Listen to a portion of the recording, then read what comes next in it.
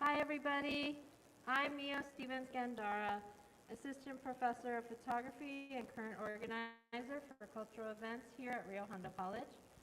The Cultural Events program at Rio Hondo College presents a diverse selection of arts and entertainment free of charge for our community.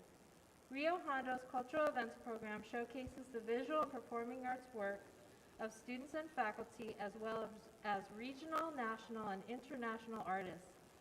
Our spring semester programming focuses on health and renewal. We will save some time for questions at the end of the talk. And I'd like to introduce Andi Xoch, who we have here with us today. Andi Xoch is an artist, activist, and entrepreneur. Andi is the founder of Latinx with Plants, a Boyle Heights-based business that celebrates Latinx identity through plants. Through Latinx with Plants' Instagram account, pop-ups, and Boyle Heights stores, Andi's mission is to build a community and world that is more equitable through plants, deepening people's connections with nature. Welcome, Andi. Hi, everyone. Oh, such a Thank you for that lovely presentation, introduction, I'm sorry. Hi, everyone.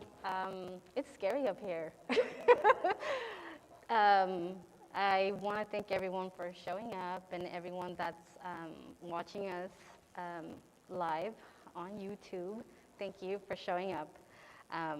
Yes, my name is Andi Xoch, and I kind of want to start off with my background.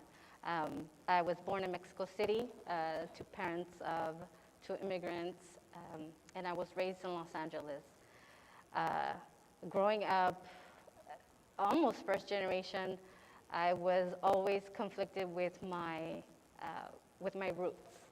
A lot of identity issues were a very reoccurring thought in my mind, not knowing who do I belong to. And I think it's a very common feeling, right? Not knowing where do you belong to or who you are. But thankfully, as I got older, I cleared that all out, and now I'm here with Latinx with Plants. So I want to go back to growing up. So I'm a child of 5 kids, and I'm the middle child. And now looking back, I realize that I was an attention seeker. I wanted to please. I wanted to make my parents proud. So I learned all kinds of skills growing up, and I figured how to entertain myself too, because my parents were so strict. Young brown woman in a new country is something, I guess, very scary for your parents. And I didn't realize how much they loved and protected me until I got older. But before I got to that place, I rebelled a lot. And it was not cute. But I felt like I had to go through all that. I just realized that I was a very curious person, creative, and so that got me into a lot of trouble.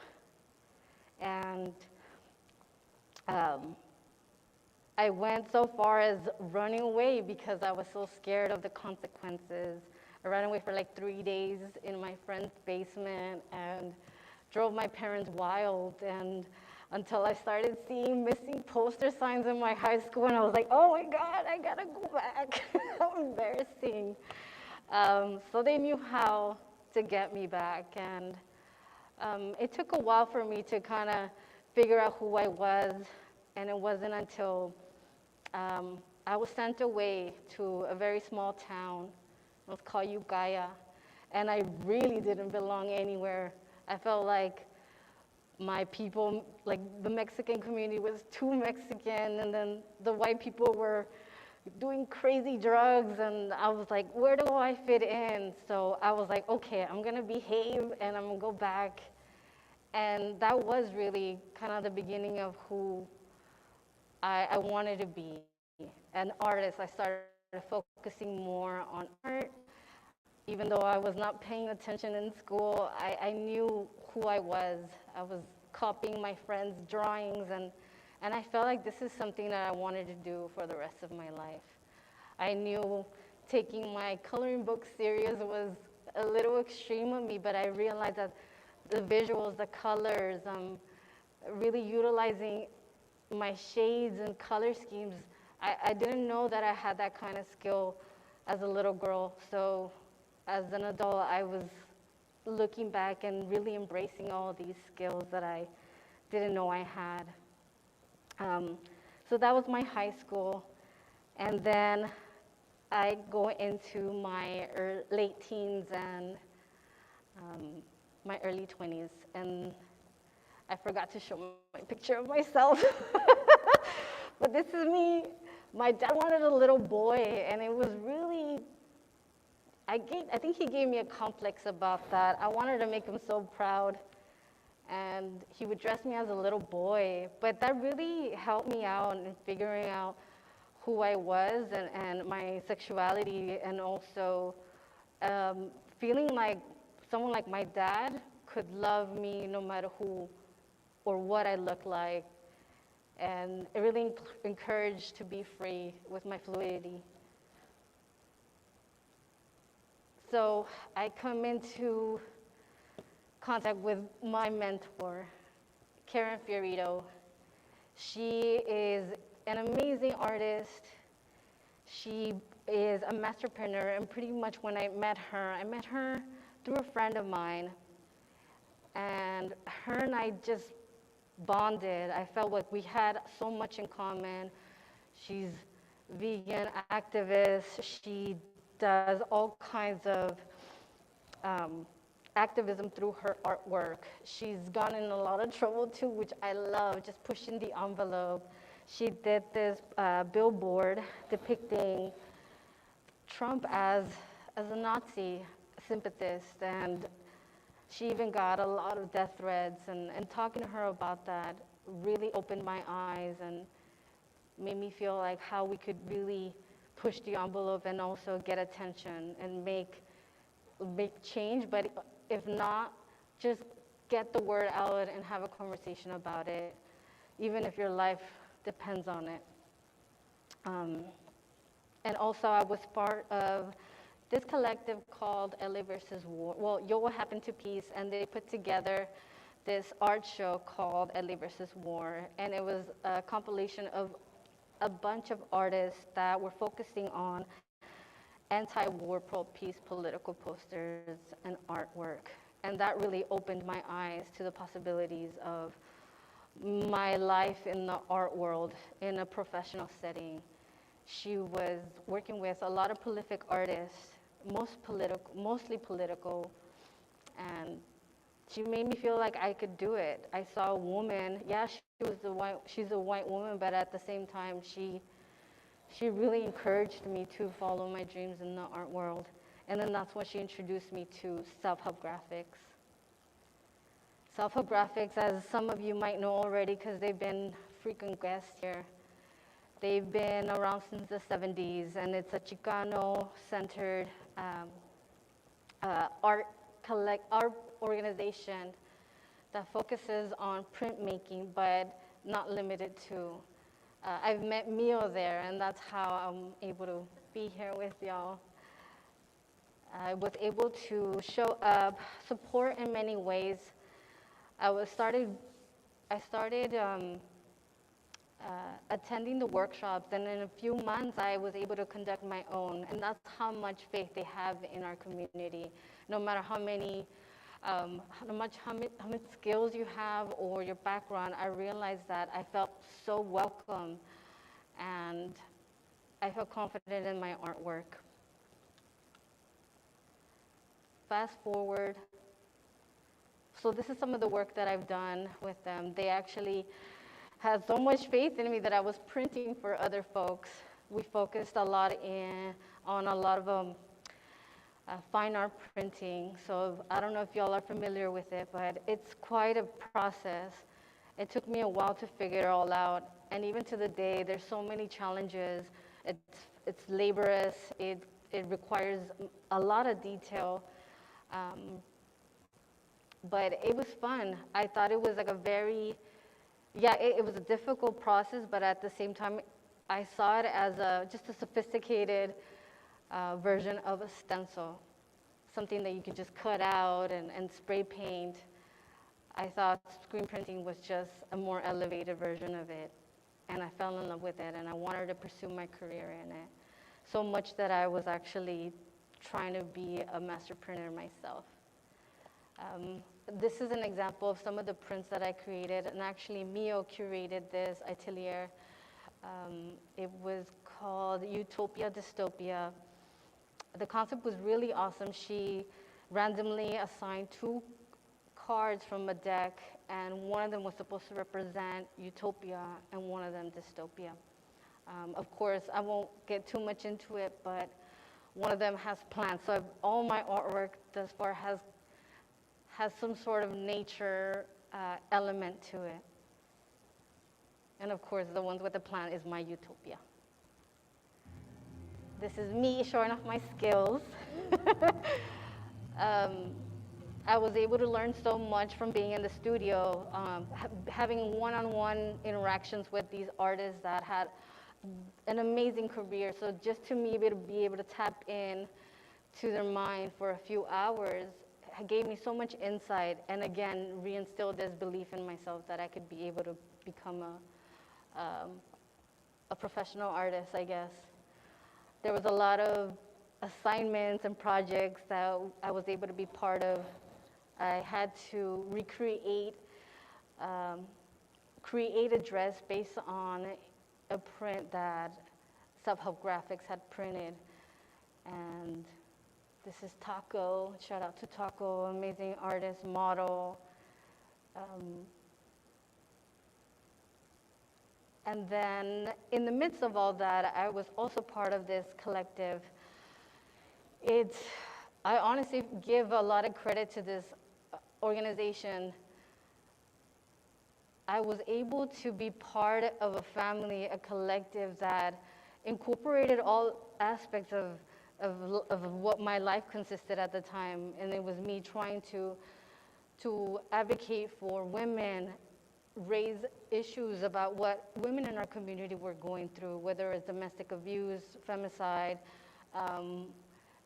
health issues, sexual healing, all these issues that weren't being addressed in the way that I could relate to. This was the place for me.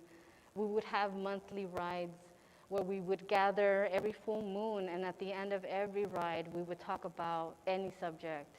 And that was our therapy, and I feel very indebted to like what I learned through them.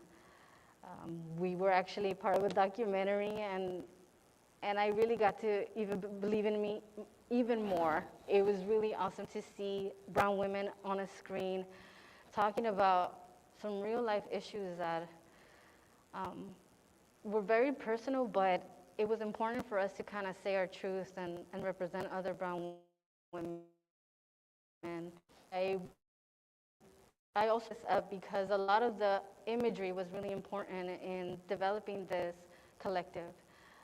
We used to throw the ovarian cycle sign, which was, a sign of our ovaries.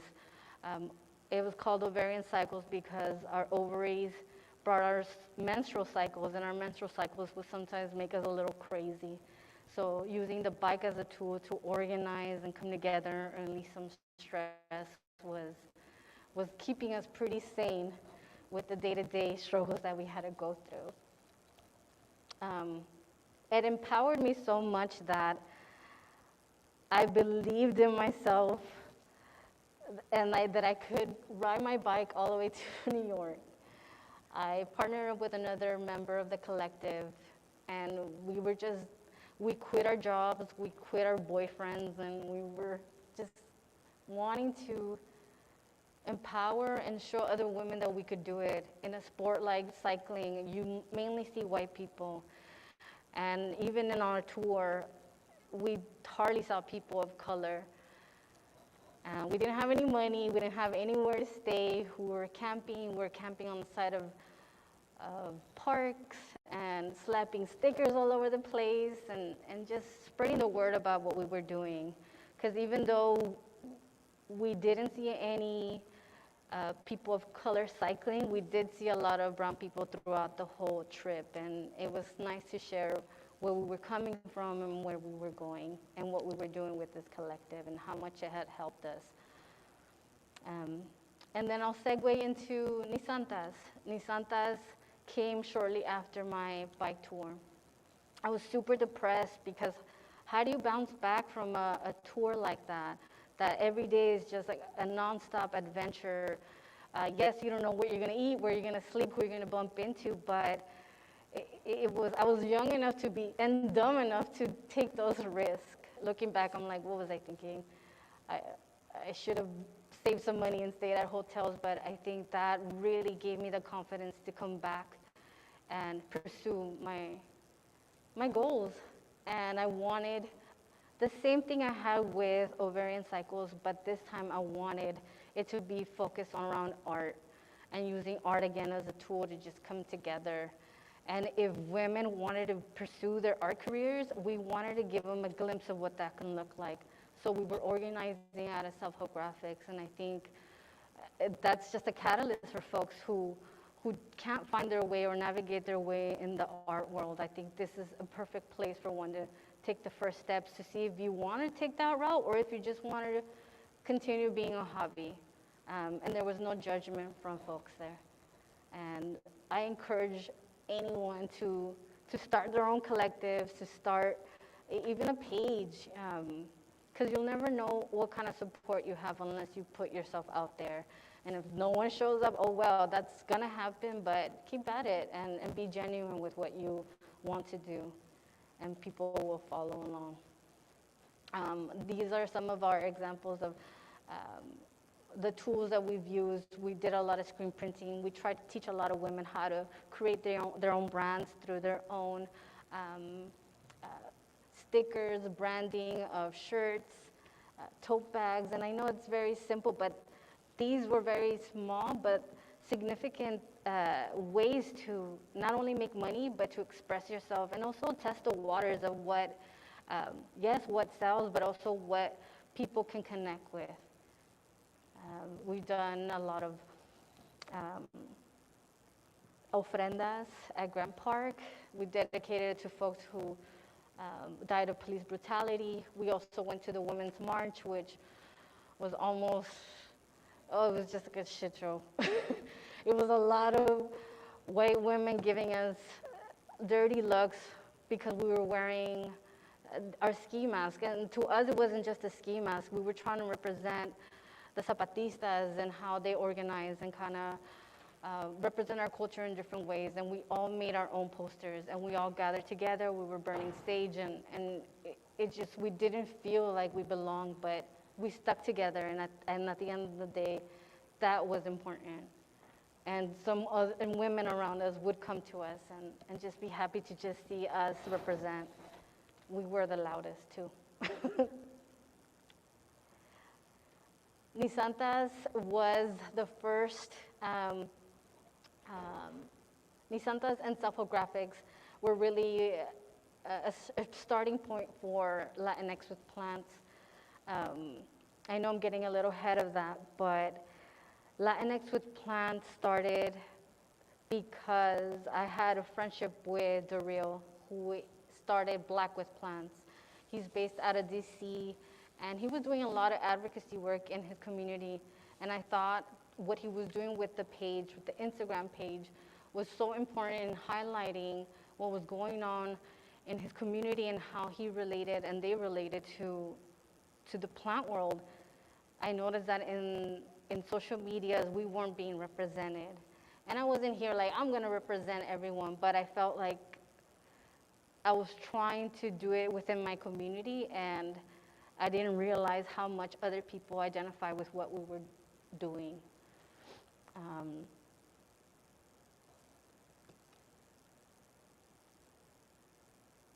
don't know if we forgot a slide, but I was gonna slide my dad in here. So I started the page because I did want to highlight folks in my community and our connection with plants and how this was nothing new to us. Our connection to Mother Earth and herbs and all these foods that we've been carrying through generations. It was nothing new, but in the way that it was kind of being presented to the world, I feel like it wasn't being done enough. And I wanted to also remind folks so many different things about the plant world. But that was the page, and the page I utilize it for all kinds of silly stuff, whether it's highlighting plant parents or trying to bring some comedic relief to our everyday life.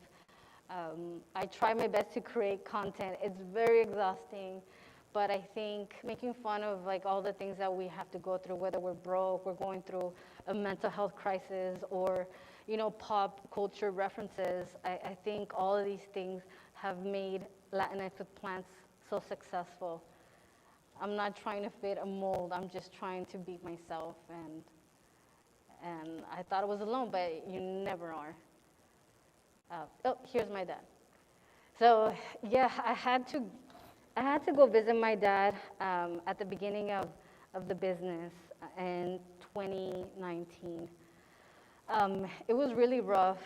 I had to drive all the way to Texas, nonstop, and not know what I was gonna come across, and what state my dad was gonna be, or what kind of responsibility I was gonna have to take charge of. It was scary, but at the same time, when I saw him smiling and seeing me and how happy he was, I felt like I have to take matters into my own hands and make sure that my dad can have all the help and doesn't need anything moving forward. He sacrificed so much, and I didn't talk about my parents' background, but really briefly, my dad was a taquero, he was a troquero, a truck driver, a carpintero, all the teros. So I think I really got it from him, like being multi-skilled, even though wasn't properly educated or trained. I felt like the Mickey Mouse mentality was very much there, and what that means is like a very DIY way of doing things, like making do with what you have. Of course, we weren't, wealthy growing up, so it sucked trying to fit in, not having the cool clothes, not having, not rolling up to school in a nice car, all those things I was so ashamed of, but now like I embrace it, like hell yeah, like that's who we were, but look at us now and look what we made out of all of that. So my dad's a constant reminder of like, don't let anything like stop you from doing what you want to do. My dad's a tiny man, was driving like this massive truck, so I was like, whoa, like my dad is awesome. And yeah, even though he was a taquero, and I hated going with him, I felt like in high school, I'm like, I wasn't supposed to be working in those kinds of jobs. First of all, child labor laws. And second of all, like I'm this little girl staying up at 3 a.m, but I'm so grateful I went through that, because looking back, I'm like, everything is just so easy compared to what I had to go through working with him yelling at me for giving the wrong change and giving the wrong order to people. It just made me be on my toes. I didn't want to let him down, and I also didn't want to get yelled at, so I had to learn quick. So the love of my dad really pushed me to take this risk of opening up a small business, and I didn't know I was opening up a small business while I was doing these small pop-ups.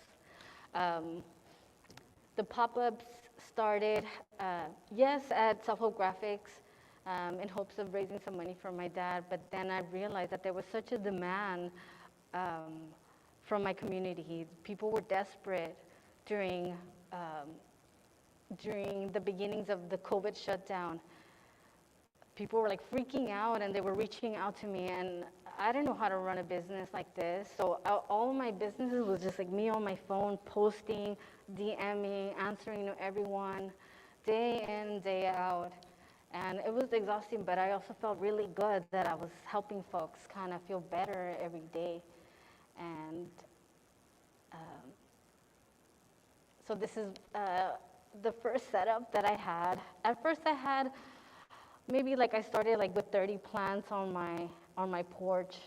And I really want to give credit to this owner of this nursery that really gave me my first start. During COVID, we would still hang out and just talk about his business and how it was doing. And he was kind of bummed out that all these plants were dying. Excuse me. And I told him, like, hey, why don't you just give them to me? Like, I'll fix them up, I'll prune them, I'll style them, and I can, you know, let my community adopt them. And he didn't charge me for my first 2 batches of plants, which I think that really helped me. I don't know if he had that much faith in me, but after I came back ordering a bigger set of plants, he was really surprised. I was surprised too, to be quite honest. But that was the beginning of a really nice relationship with the folks that grow my plants. The pop-ups were called Plant Parenthood. I think it's really important to talk about my experiences with folks that would come and set an appointment. It was appointment-based, so you had about 15 minutes to come and shop and ask me whatever you want. Some people were, they bought a plant, and for like 2 minutes, it just took them, right, to just pick a plant, and the rest of the time there, they would just talk to me and almost have like a therapy session with me. They would talk about their personal stuff, maybe a little too personal, but I really felt like, wow, people are really trusting me with this information. And I felt like I had a duty to keep their secrets, but also work harder to make sure that something like my business could be a bit more permanent. And it wasn't until I was sharing my ideas with my friend Magali. She's a really awesome friend of mine, fearless and Chona. And she's like, why don't you open up your first brick and mortar? Look at this Craigslist listing. And I was like, oh, this is crazy. I don't know if I'm there yet. And she was like, why not? You know, how much are you making? Invest it. And I did. And I'm so happy I listened to her, because I was able to open up my first little brick and mortar. Only 4 months after I was doing my pop-ups, I find myself here. It's like a beautiful dream, but it was very bittersweet. I found myself having to quit this awesome job that I had at Self-Help Graphics. I had finally gotten hired to be the apprentice assistant to the master printer and studio coordinator. And to me, that was like my life dream. I was well on my way to becoming a master printer. These little arms, who would have, thought that I would be able to do something like that? But I had to make a choice between that or keeping in a sense, like, yeah, a job of my dreams. And I mean, it was hard, but at the same time, I knew what I had to do. I had to open up my shop. And it was really awesome the way the support from the community showed up. I put up a post. I asked if anyone could help. I would be able to give them a tote bag or a little plant. And I was able to raise a good amount of money. If you want to know how much, you can DM me, and I'll let you know. And we can strategize if you want to fundraise. I'd be happy to teach you what I did. The cool thing about opening up your business was that you get to create this baby. You get to paint the walls. You get to bring in whatever you want, like products. You can collaborate with whoever you want. You can talk about what you believe and not feel like someone's going to fire you or whatever. The point was, like, I felt so empowered and so supported by the community that I felt like I had been supporting. It had been almost 10 plus years of me organizing on a grassroots level, and now it was my turn to really focus on myself and invest in myself to make sure that I was okay, that my dad was okay, and that I could hopefully leave like a legacy or an example of how I got to where I was at. Not by getting loans, not by getting, investors. I was truly supportive of my community and given unconditional love by them as well. While I was at the new location, I made it a goal to always make it a community-centered business. I'm located on Cesar Chavez, and Cesar Chavez has a beautiful history of music and art, murals, going back to the civil rights movement, and a lot of activism happening in Boyle Heights, muralist, so many collectives, ASCO, to name a few. But in the corner where I'm at, or where I was, is where all these norteño musicians gather. And you can go up to them and ask them for a song. You can ask them to come to your house at a very affordable rate. And I was so happy that I was able to hear them even though I didn't have to pay, but to be able to afford them and support some of these musicians really helped me keep my spirits up in such a dark time during the shutdowns. So this was actually I invited them to play inside the shop to celebrate Martin Luther King. And this is just a little taste of what you can hear.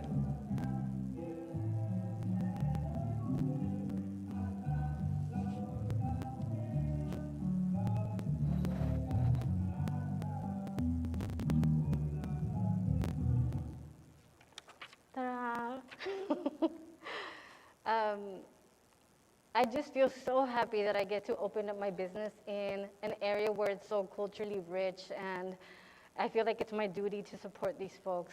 And just by them being around, I feel like it helps my business as well.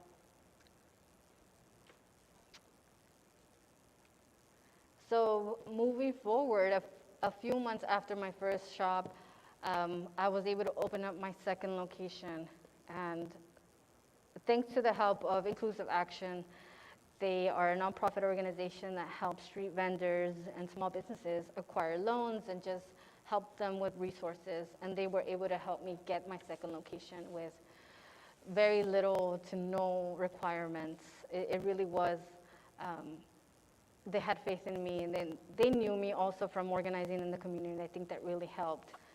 So that was essentially, my community was my network.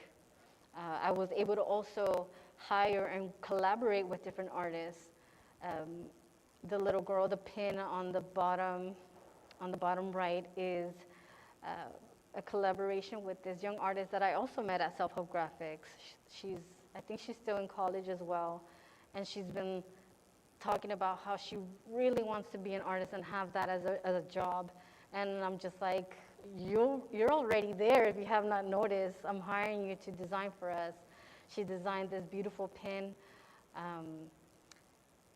With our that's the beauty about it. It's like, yes, I can hire artists, but the collaboration part is also so important. As much as it's important for me to hire them, it's also important for me to collaborate in ideas and also guide them in case they're not that knowledgeable about maybe how to design or what colors, letting them know about my branding, about my imagery, my color schemes. All these conversations are really important to have with these local makers.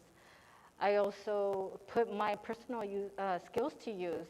I was using my drawing skills, my printing skills, and I was able to make my own merchandise, as well as paint my own pots, collaborate with local candle makers, macrame makers, like everything that you can think of.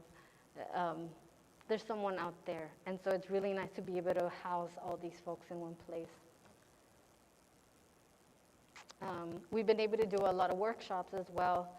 We just had a workshop with this mujer. She does natural dyes. She goes by Serene V.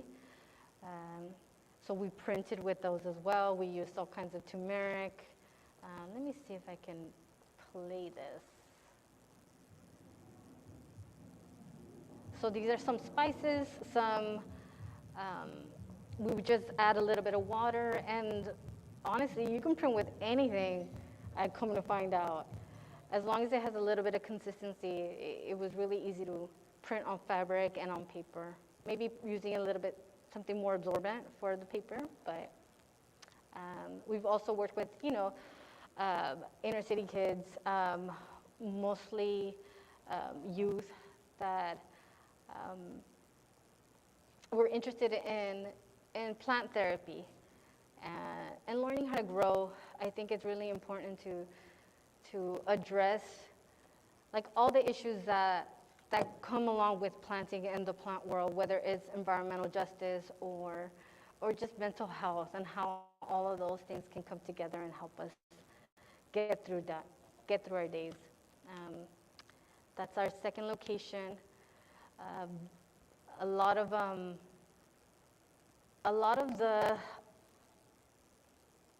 the stuff that we brought into the shop has been made locally.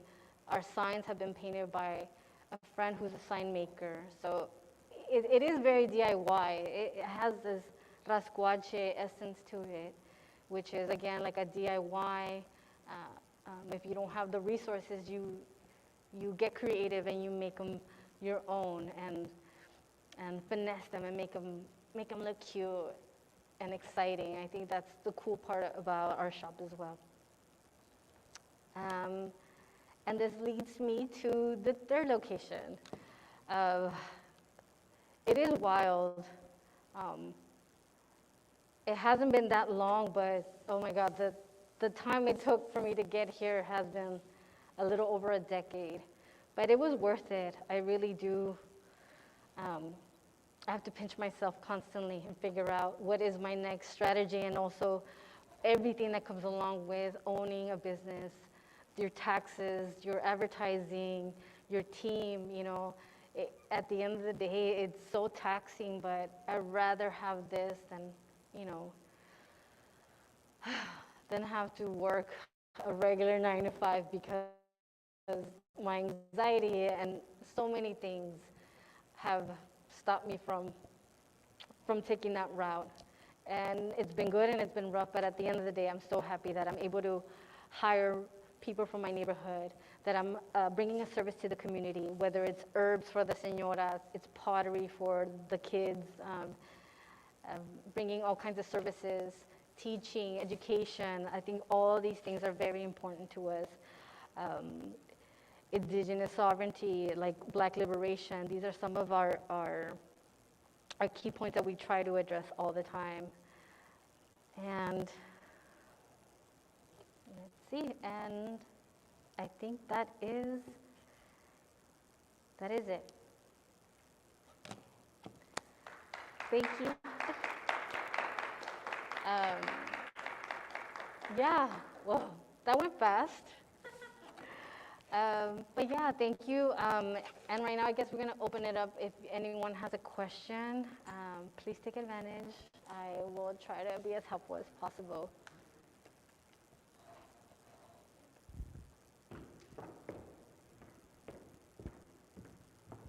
Thanks, Andy. Can you hear me? Okay. So that was really great. And because I know you, but I didn't know all the details of how you got from one place to the other. And I think one of the reasons why I invited you is because I love talking to the students and really getting a sense of who they are. And I feel like you're somebody that's really relatable. Like they can envision, see what you've done and kind of envision themselves doing something similar. And one of the things I really liked hearing about was how you're talking about bringing the knowledge that you already had culturally from your family, from your experience to the table to make this happen. And I think it's really good to hear, for the students to hear that, because the students come to college to get an education, but they come here with knowledge, and sometimes they forget that, or we forget that, and they're not coming here empty. They have something already, and it's kind of getting an example to turn that into something that's a goal for them. I had a question before we turn it to the audience that I thought would be good to hear about. Do you have any advice for young entrepreneurs and artists who are starting out maybe they want to connect an idea or an activist idea to entrepreneurship. Do you have any suggestions for them? Yeah, of course. I think from experience, I stuck to with the things that really made me happy. I know you hear that all over again, all over the place. Like, yeah, you do have to follow the things that make you, that spark joy in you, that make you feel complete. And sometimes it's going to be really hard. I think some folks want to take the education route, and that's great. Some folks don't have those resources, and you have to figure it out as you go. I wanted to sell art. I wanted to focus on my own personal artwork, but there's a way where you can incorporate both. And I think being an artist is always going to work to your advantage. Anything that you do, whether it's your branding, whether it's your name or your views, your beliefs, it all can come together. Yeah, maybe start with the name, start with a service or product that you want to do, and figure out why it's important for folks to have something like this. And even if it's something like watering cans, like make it your own, make it different, make it special for yourself. That's really great. Does the audience have any questions for Andi? Maybe you have a question about her Latinx with plants, or maybe you have a plant question. Do you have any questions?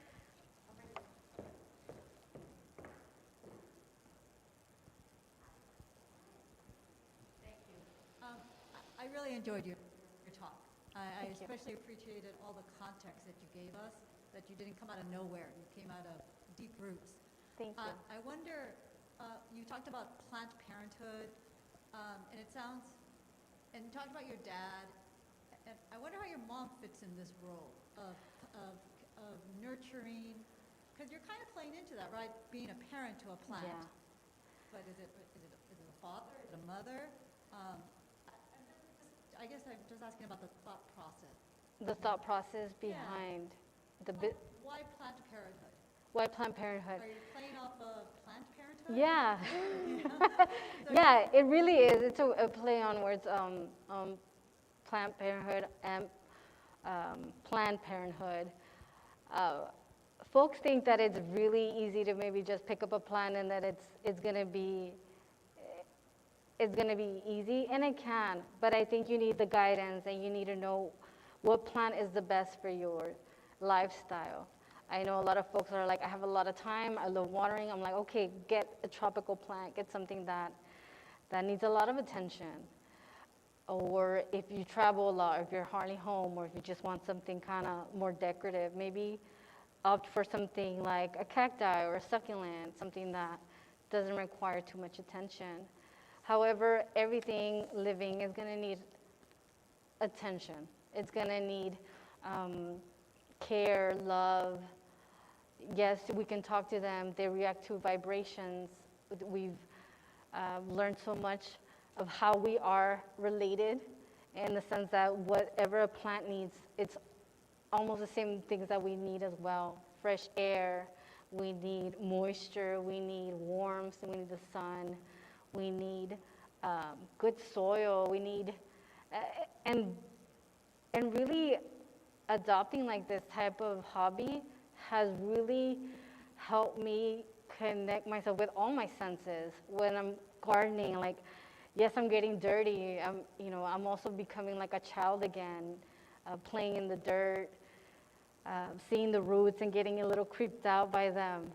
But also arranging, making an art out of it is really awesome. There's just so many avenues that you can take with planthood. It really has been therapy for some folks, because it gets them maybe, it reminds them like, okay, my plant is thirsty. I have to water myself as well. I have to drink water. I have to self-care. That's great. Do we have any other questions? Thanks, that was really great. Bikes, printmaking, plants, like that, those connections are really good. It seems to me that, and you did a good job, I think, highlighting the way a certain kind of biking is resistant and maybe even anti-capitalistic. Same thing with printmaking, obviously. I was in Oaxaca for the first time a few months back, and like if I didn't think that before, I definitely thought it after I went there. I wonder if you think that too, and if cultivating plants is a similar kind of resistant activity, a similar kind of anti-capitalistic activity even. And I know I'm talking to entrepreneurs, so, but it seems to me you're doing a different kind of thing. Of course, I think because of lack of space, I haven't been able to venture into that world as much. But with the collectives that I were part of, we would go to community gardens and take part in learning and sharing ancestral knowledge through plants, herbs, plants, even learning about plants that can clean the soil. So that's something that is in our next endeavors, I guess. But of course, a form of resistance through plants is very evident. We, just like not needing a car and using my bike, and honestly, I still don't have a car. But that's forced me to work with other folks, build my team, delegate tasks, become a better leader. All those things have helped me kind of figure out different problems that I have had to address. And now it is a food scarcity, right? Our food deserts. Now we're seeing the food of seeds, trees, just food, produce, everything go up. So I like to think forward. What's that going to look like? Yes, we're dealing with a lot of smog, toxic air levels, and yes, it's going to take a lot of plants to make substantial change. But you know, there's also, like, for example, a program that you can be part of where you can turn your front yard and make it into a native plant garden, and that's going to help pollinators. So imagine if we all decided to grow a garden in our front yards or even in buckets like we constantly see in small neighborhoods. That can really make change, at least in our neighborhood. Being able to canvas the area. At one point, I got to see the elders' gardens and how their plants was a reflection and a representation of their culture, and how they would bring certain herbs and plants from their home countries and be able to share knowledge. I think that was so awesome. Like, sometimes you feel like you're bugging them, but they're just jumping at the chance for them to share this. And I get that all the time at the shops. The señoras and señores want to come and show off all their knowledge. I'm like, oh my God, let's start a YouTube channel. Let's make you famous, you know, because people need to know more about this. And before they pass, you know, before this knowledge gets lost, I think it's definitely part of our mission to preserve it. That's great. Any other questions? I have another one.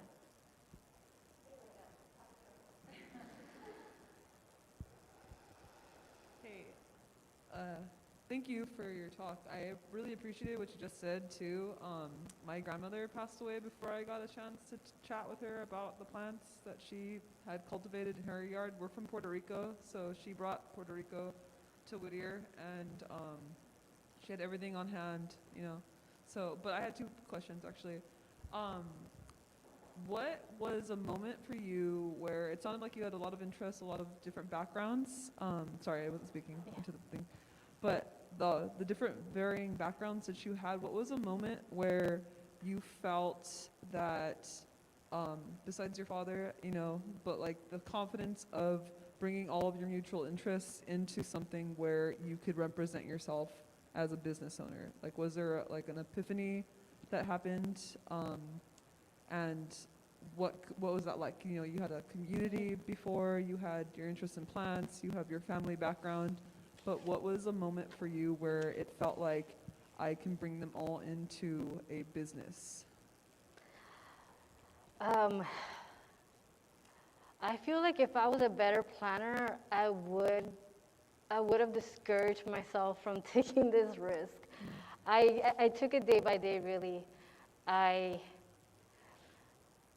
Looking back, I felt so grateful that I made it a priority to invest in my sisterhood and the women that I chose to be around, even though some of them were really toxic, it really taught me skills on how to deal with someone like that. At the end of the day, like, we're all broken women, or we were broken women in these spaces, but that taught me patience. That also pushed me to be like, damn, I want to be part of something where I don't have to deal so much with something like this. And yeah, the women that were encouraging me, I think that was the most important part. Building a community was really important for me because, as many might be going through, your family doesn't always understand, and it is important to maybe create your chosen family.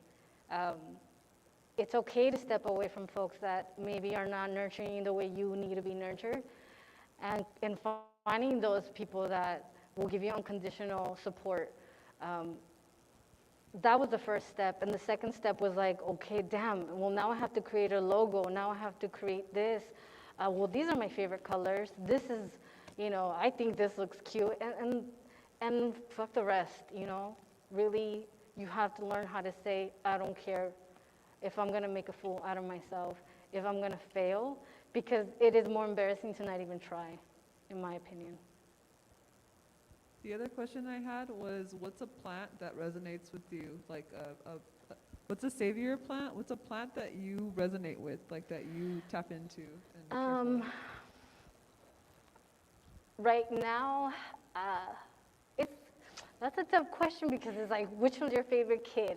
They're all my favorite, but I think there was two really special ones. One of them is the orchid jewel. It's tiny. It's like this big, but, and at first glance, there's nothing really special. But when you like come closer, you can see that the leaves are almost glowing and there's like a little storm happening. And it doesn't grow big. You don't get that like instant gratification that you get from other tropical plants that grow super fast and quick. It's just enjoying it for what it really is, and you have to look deeper into it to appreciate it. And I relate to that. And the other one is the Begonia Makulata, super bougie, but once you get the hang of it, she's easygoing. I think you really have to narrow down what it is that it needs. And after that, it's smooth sailing. It grows fast, it gives beautiful flowers. They have these little almost iridescent dots. So again, you kind of have to look close. But yeah, those are my favorite plants right now. Those are some great questions. We're about out of time. My begonia hates me, by the way. We'll have to talk about that later. So I have an announcement before we go. First of all, I want to thank you, Andi, for coming. We love what you do, and if anybody wants to follow her, she has a really interesting Instagram, and she also has a website, Latinx with Plans. Yes. So and visit the shops, Cesar Chavez and Savannah right now. The first location is closed because we're moving across the street. That one might be open in April. Yeah, that's right near Guisados. Yeah, and Las Fotos Project too, which is another cool collective to look into. Very cool. My announcement is the next event. So the next event is also related to plants, actually. So art and plants. We have artist Sandy Rodriguez coming. She'll be here March 3rd at noon, same location. So if you're not familiar with her work, she's a painter. She has a show at LACMA now. She has a show in Colorado. She has a show at Huntington. And she makes paintings on a mate paper, which is a paper made from bark. And she creates her own pigments. And she depicts different things like maps of Los Angeles, which shows where different events have happened that relate to social justice and Los Angeles history. So if you love history, if you love painting, if you are interested in how people made pigments, indigenous peoples made pigments, she's a really great person to see. So that's on March 3rd at noon, and she'll be here in the campus. And thank you so much. Yeah, thank you everybody for coming. Appreciate it. I just realized I didn't get to do the... Huh? I I know. Well, Sorry. if anybody wants to come up and look at the plants. Yeah, I actually brought some goodies.